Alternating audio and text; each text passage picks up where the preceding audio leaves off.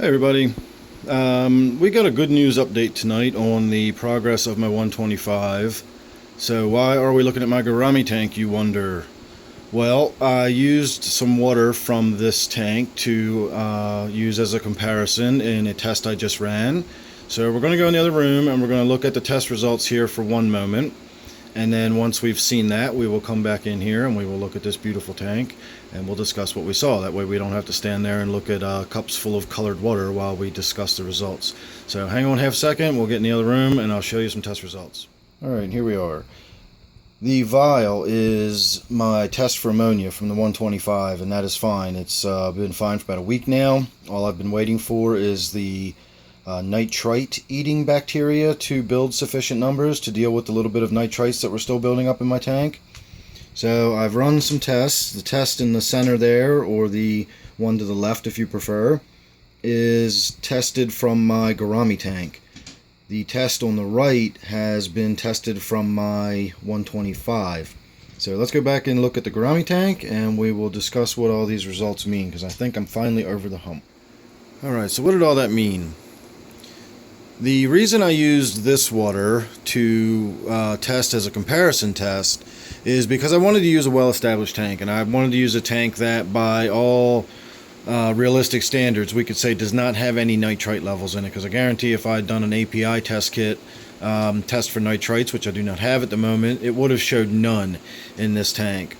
The CChem test kit tests all the way down into the thousandths of a part per million, so you've got a very, very sensitive test, and it shows even the tiniest traces of these compounds in your tank. So I use that just to get a base idea of what a healthy looking tank should come up with on that gradient of pink coloration.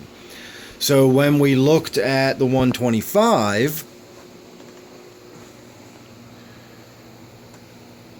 we saw almost that same color pink. It was a little tiny bit darker, but it was really, really close to a well-established, fully running tank.